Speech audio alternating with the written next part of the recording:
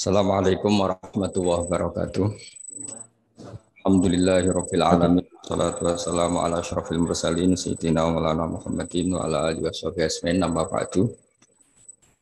Yang saya hormati semua pengurus, semua dosen, semua yang jabat yang berkhidmat di Unwahas.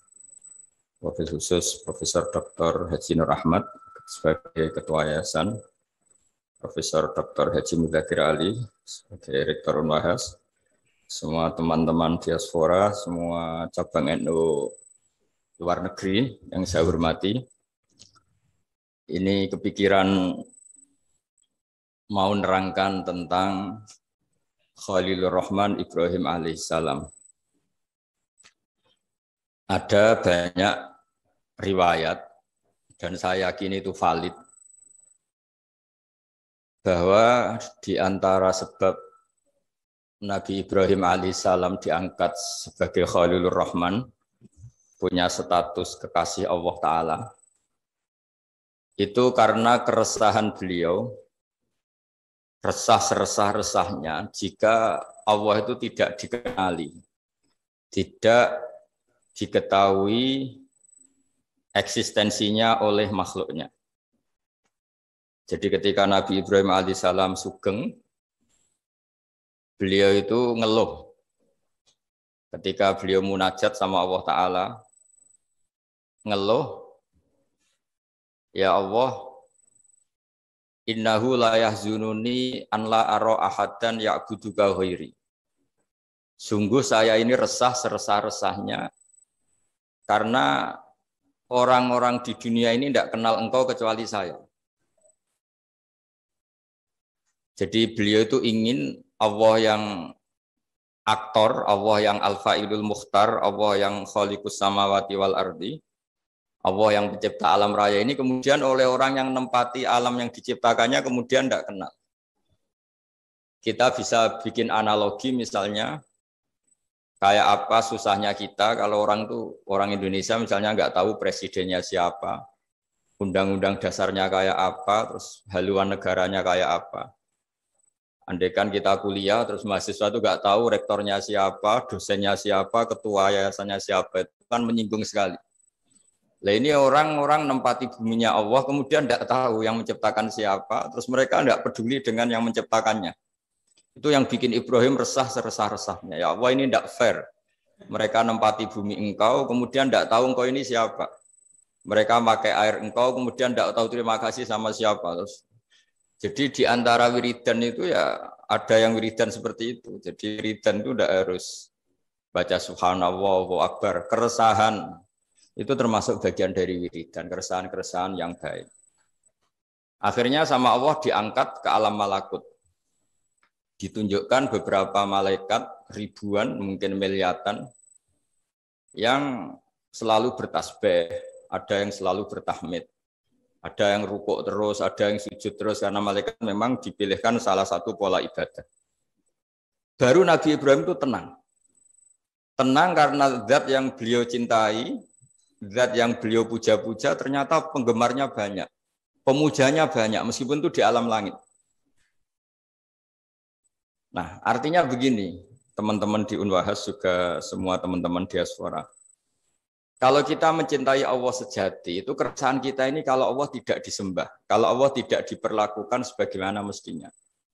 Kalau kita mencintai Rasulullah SAW, ukuran cintanya itu kalau mutiara-mutiara yang dari Nabi tidak diperdengarkan, tidak diketahui. Kita bisa mendidik manusia untuk tahu misalnya, orang tahu mobil Alphard itu mahal. Orang tahu warung paling favorit di Jakarta itu ini. Orang tahu makanan enak itu ini. Tapi kita gagal mendidik masyarakat misalnya untuk tahu hal-hal yang sebetulnya itu jadi kebutuhan mereka. Apalagi kalau tidak ridhonya Allah Subhanahu wa Ta'ala. Sehingga dalam kitab-kitab tafsir diterangkan ketika Habib An-Najjar akhirnya masuk surga yang di surat Yasin itu. Wajah min aqsal madinati rajulu yas'a itu. Itu pertama beliau masuk surga karena mati dianiaya karena berjuang itu. Ketika qilat khuril jannah. Pertama yang dikatakan apa? Qala ya laita qaumi ya'lamun bima ghafarali rabbi wa ja'alani minal mukramin. Ketika beliau wafat dan akhirnya masuk surga, pertama yang dikatakan beliau itu, ya Allah, semulia ini derajat saya sebagai orang baik, meninggal langsung masuk surga. Apa yang diinginkan beliau? Ya laita qaumi ya'lamun bima ghafarali rabbi. Wah, andaikan derajat seperti ini kaum saya tahu betapa nikmatnya orang bertauhid, betapa nikmatnya orang yang bersujud, betapa nikmatnya orang yang jadi orang hamba Allah yang benar. Ya laita qaumi ya'lamun bima ghafarali rabbi wa ja'alani minal mukramin. Nah, di sini unggulnya lembaga-lembaga pendidikan, Unwahas maupun yang lain, bahwa ketika kita pinter jadi profesor, ketika kita pinter jadi doktor, ketika kita pinter jadi kiai, amanat pertama dari Allah itu apa? Kalau orang sudah pinter itu wajib mengajar, wajib mengertikan yang tidak ngerti, minterkan yang tidak pinter, karena nikmatnya pinter ini harus dirasakan orang banyak. Dalam sebuah tafsir Imam Syarawi ngendikan, Rasulullah itu target terbesarnya adalah nikmati hal-hal yang harusnya menjadi kenikmatan abadi. Misalnya umumnya orang itu kan bilang bahwa nikmat itu ya makan yang disenengin, ketemu orang yang disenengi, ketemu acara yang disenengin, yang disukain. Tapi itu Nabi mengajarkan kita, nikmat itu ya sholat. Arifna ya Bilal, tolong saya kasih istirahat dengan sholat. Kita bisa bikin analogi, kalau kita punya problem, pasti ingin ketemu orang yang punya kekuatan untuk menghilangkan problem itu. Kalau kita ingin punya hajat dan ingin solusi, ada solusinya, pasti ingin ketemu orang yang mengendalikan hajat itu, yang bikin solusi. Jawabannya, siapapun makhluk itu pasti punya keterbatasan. Siapa yang tidak punya keterbatasan itu? Hanya Allah Subhanahu wa Ta'ala. Sehingga ketika Nabi banyak problem, ketika ada banyak masalah, karena Rasulullah idza hazabahu amrun badara ila sholat. Nabi itu kalau sedang punya banyak masalah, pasti cepat-cepat sholat. Sehingga dikatakan wasta'inu bisobri wassalah. Kamu minta tolonglah dengan konsisten sabar dan minta pertolongan dengan sholat. Nah, di sini pentingnya lembaga-lembaga pendidikan. Orang itu harus bisa memanage hatinya, memanage keilmuannya, memanage potensinya, supaya semuanya itu menjadikan kenal sama Allah Subhanahu wa Ta'ala, ma'rifatullah.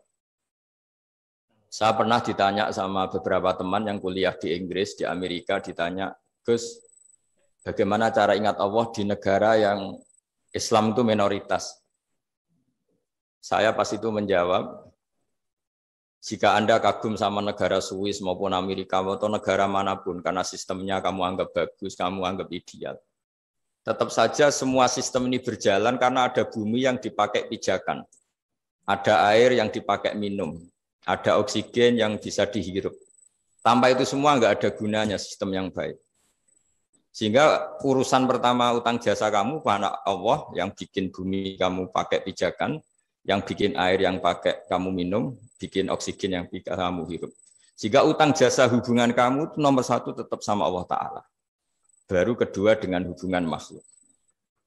Nah ini penting supaya orang tahu bahwa nomor satu dari semua itu ya tanazzalul amru bainahunna li ta'lamu annallaha ala kulli syai'in qadir wa annallaha qad ahata bi kulli syai'in ilma. Jadi penciptaan langit bumi dengan segala proses sosialnya, dengan dinamikanya, semua itu pelajaran li ta'lamu annallaha ala kulli syai'in qadir, supaya kamu tahu bahwa Allah itu Maha Kuasa. Jadi Anda bisa ngasih tausiah banyak-banyak, tapi saya pastikan di antara ciri khas orang benar, orang baik, itu resah kalau satu ilmu itu tidak tertransformasi, tidak tersalurkan kepada yang lain. Jadi misalnya nikmatnya sujud, nikmatnya tauhid, nikmatnya ma'rifatullah, itu semua nabi itu ingin disampaikan. Sehingga ciri utama nabi itu tabligh. Tabligh itu menyampaikan kebenaran kepada umat.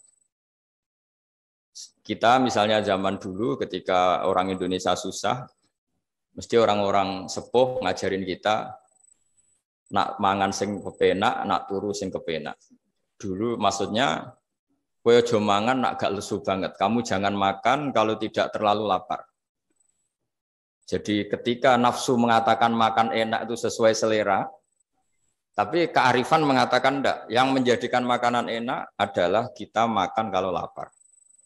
Ibarat orang puasa itu, Orang puasa makan tempe, sama orang yang sudah kenyang makan sate itu enak orang puasa makan tempe karena lapar. Sementara yang makan sate, makan pizza sudah kenyang sehingga tidak enak.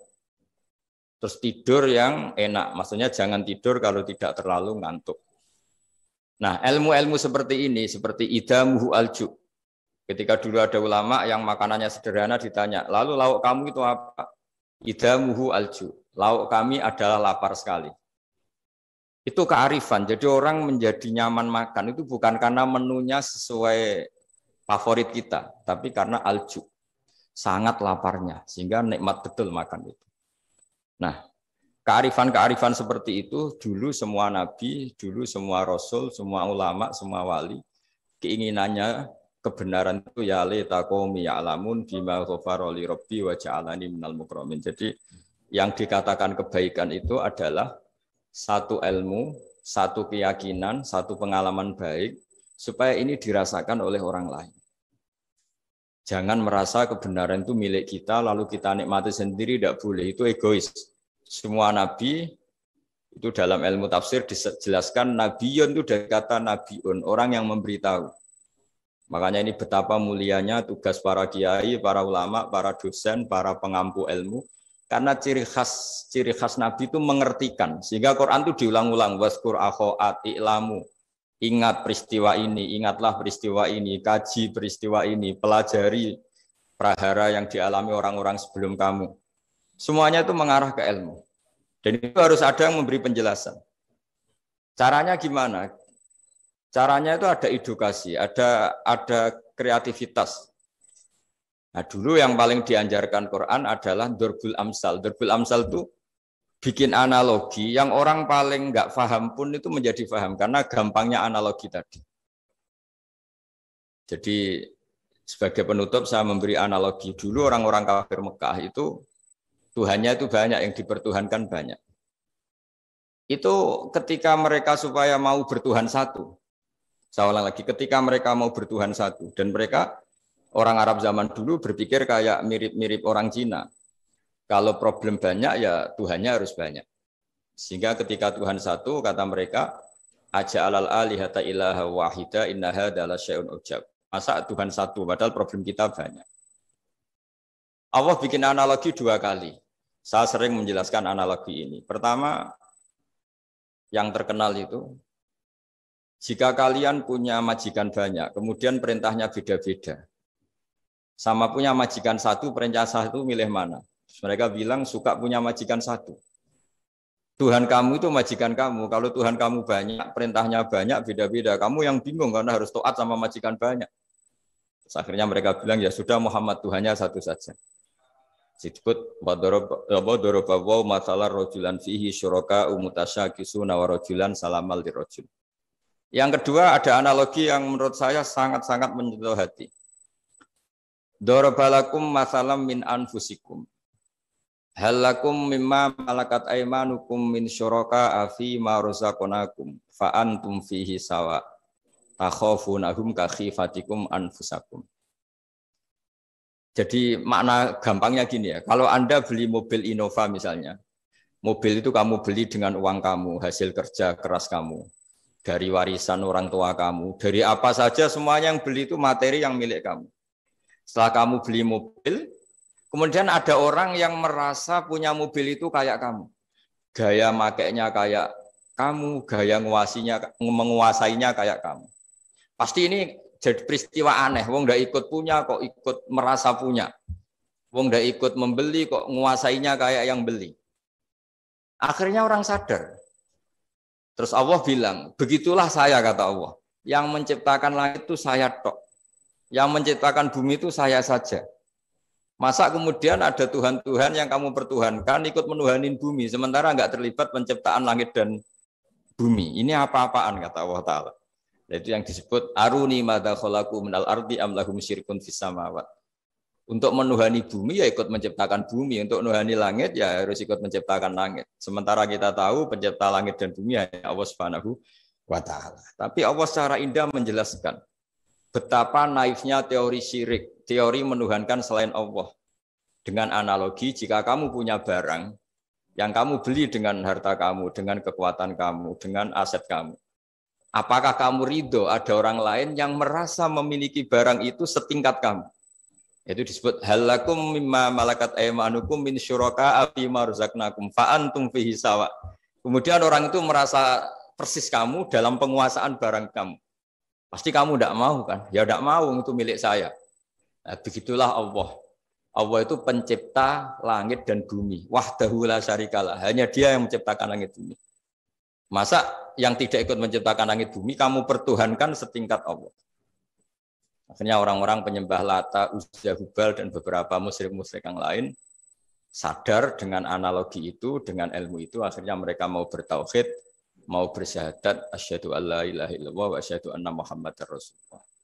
Jadi saya mohon bahwa Islam ini agama ilmu, agama yang dimulai dengan kata-kata fa'lam annahu la ilaha illallah. Fa'lam itu ya kenal Allah itu dengan ilmu, fa'lam. Jadi keyakinan akidah itu harus dibangun berdasar ilmu. Itu juga awal Quran turun juga Iqra bismi rabbikal ladzi khalaq dengan membaca. Dan ketika Allah mengenalkan sifatnya di surat Iqra juga yang dikenalkan apa? Iqra wa rabbukal akram alladzi 'allama bil qalam. Allah itu siapa? Zat yang mengajar. Allamal insana ma lam ya'lam. Allah itu siapa? Zat yang mengajarkan ke manusia apa yang mereka tidak tahu. Jadi semoga ini jadi motivator, motivasi. Semoga para rektor, para dosen, para yayasan, para teman-teman di luar negeri semuanya punya semangat mengajar. Karena di antara sifat Allah yang disebutkan adalah Allamal insana ma lam ya'lam. Allah itu siapa? Zat yang akram, yang dermawan, yang baik, yang sakho, yang rahman rahim.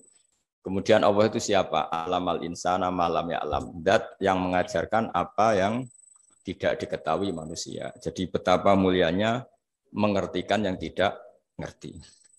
Ya, saya mohon maaf karena saya punya wazifah banyak. Ini sudah agak makso nuruti karena ya ada alaqah dengan Unwahas karena saya juga pengagum Gus Wahid. Saya punya buku tentang Gus Wahid, punya buku banyak tentang beliau. Beliau adalah tokoh muda NU yang jadi Menteri Agama tapi wafat muda. Dan terima kasih atas kesempatan ini. Mohon maaf atas semuanya. Wassalamualaikum warahmatullahi wabarakatuh. Waalaikumsalam warahmatullahi wabarakatuh.